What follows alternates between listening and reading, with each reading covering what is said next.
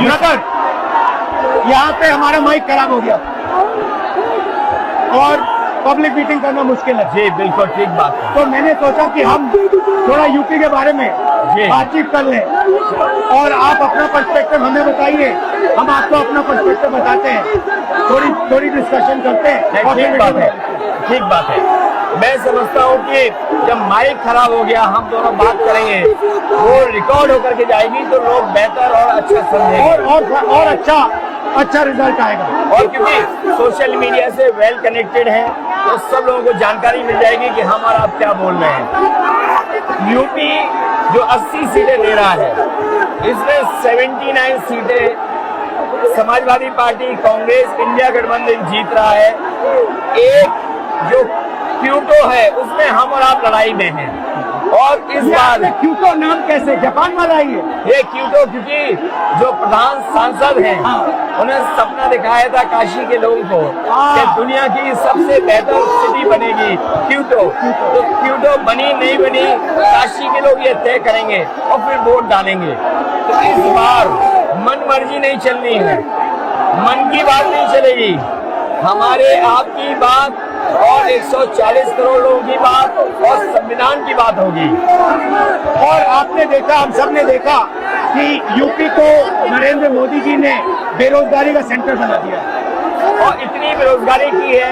ये जितने बच्चे दिखाई दे रहे हैं ये वो लोग हैं दिखाओ जो अग्निवीर या पेपर लीक जिसकी वजह से ये नौकरी नहीं मिली है और ये सब रोजगार नौकरी चाहते हैं। बीजेपी ने जो झूठे सपने दिखाए थे इन्वेस्टमेंट मीट के, जो झूठा सपना दिखाया था डिफेंस एक्सपो का, जो सपने बेचे थे G20 में, लेकिन इन नौजवानों को न नौकरी मिली न रोजगार मिला, आज ये खाली हाथ हैं।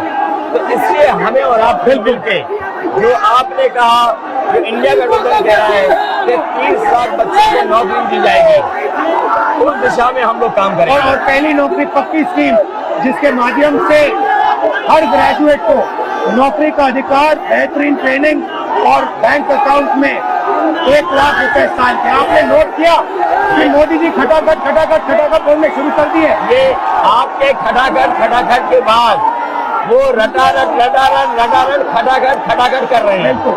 अच्छा आप एक बात बताइए, मुझे क्यूरियोसिटी है, थोड़ा आप अपने पापा के बारे में मुझे बताइए जी।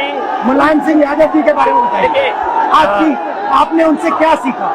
नेताजी और उनके साथ के लोग बिल्कुल जमीनी राजनीति करते रहे। हालांकि नेताजी कुश्ती, पहलवान और गाँव के थे। करते हो कुश्ती? नहीं, मैं कुश्ती नहीं कर पाया जीवन में, क्योंकि मैं मिलिट्री स्कूल में चला गया तो कुश्ती नहीं कर पाया। लेकिन नेताजी इसीलिए धरती पुत्र बोले गए कि वो जमीन की बात को समझते थे। धरती पर जो लोग हैं उनकी क्या भावना है उसको लेकर के वो आगे बढ़ाना चाहते थे। और आपका इस क्षेत्र से और इस शहर से आज का लगाव नहीं है, न जाने कितने सालों पुराना लगाव है।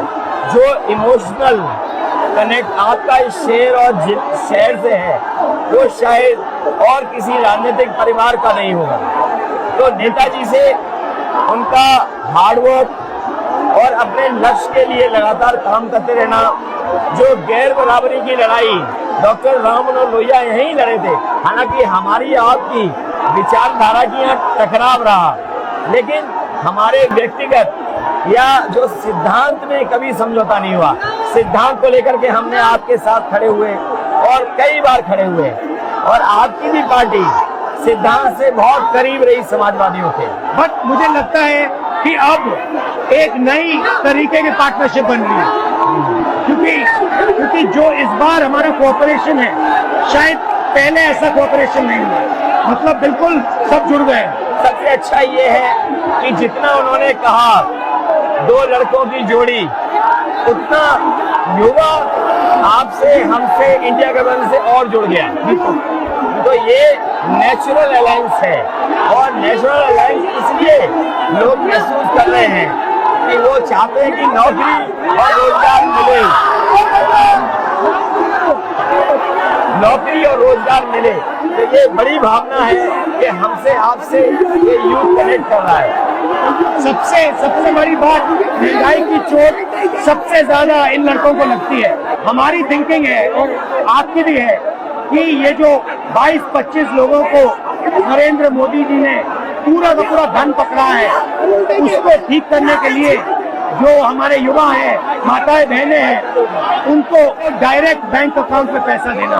देखिए, ये जो लोगों के पास पैसा पहुंचने से जो अर्थव्यवस्था को लाभ मिलेगा, मैं समझता हूँ इनका भाग्य भी बनेगा और देश की अर्थव्यवस्था ही बेहतर होगी।